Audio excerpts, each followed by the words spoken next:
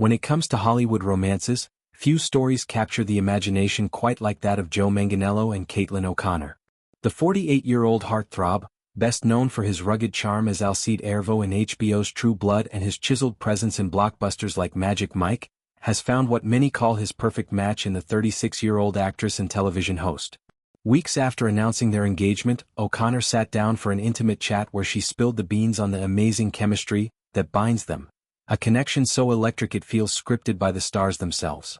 But beyond the glamour, their tale is one of serendipity, resilience, and those small, profound gestures that whisper forever. O'Connor's revelation centers on a single, seemingly mundane moment amid the chaos of a bustling crowd.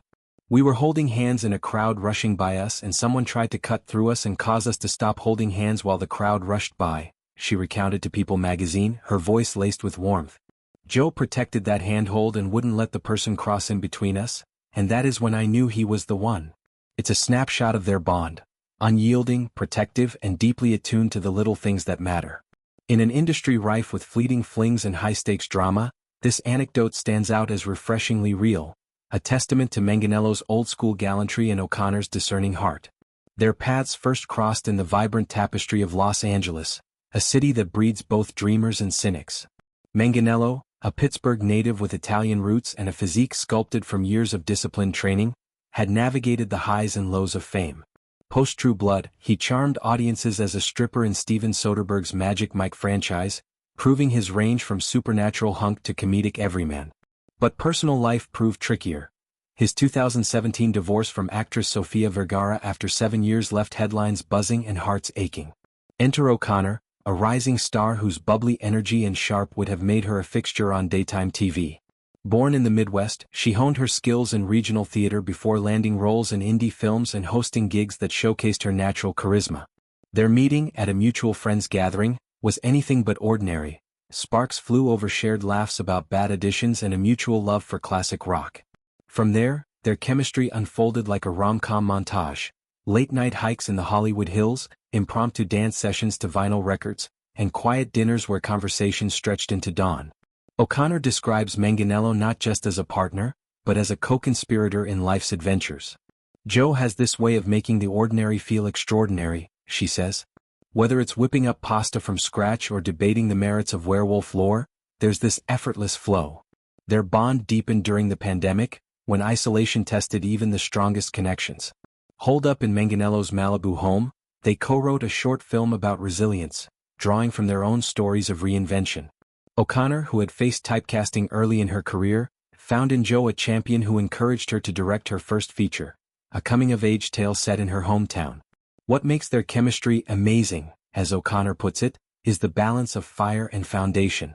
Manganiello brings intensity, a former history buff who devours biographies and practices Brazilian jiu-jitsu to stay grounded. He's vocal about mental health, often sharing how therapy helped him process his divorce and embrace vulnerability. O'Connor complements this with levity. Her background in improv comedy keeps things light, turning potential arguments into giggle fests. Together, they've built rituals that sustain them. Weekly no-phones dates where they explore LA's hidden gems, from vintage bookstores in Silver Lake to sunset kayaks in Marina del Rey. Friends rave about their vibe. "You can see it across a room," one pal notes. "It's like they're always in on the same joke." The engagement itself was a masterclass in personalization. On a crisp autumn evening, Manganiello whisked O'Connor to the Pittsburgh steel mill where his grandfather once worked, a nod to his blue-collar heritage. Under the glow of industrial lights, he proposed with a ring featuring a sapphire flanked by diamonds, symbolizing their shared blue skies ahead. It wasn't about extravagance, O'Connor reflects. It was about roots and future woven together. The news broke with a joint Instagram post, a candid shot of them laughing, her hand flashing the ring, captioned simply, "Yes to forever." Looking ahead, their union promises collaboration as much as companionship. O'Connor is eyeing a role in Manganiello's next project, a gritty crime drama he's producing about immigrant stories in America.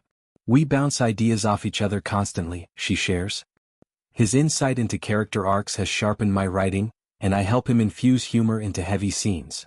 They've also committed to philanthropy, supporting animal rescues, fitting given Manganiello's lifelong love for dogs, and literacy programs for underprivileged kids, inspired by O'Connor's early struggles with dyslexia.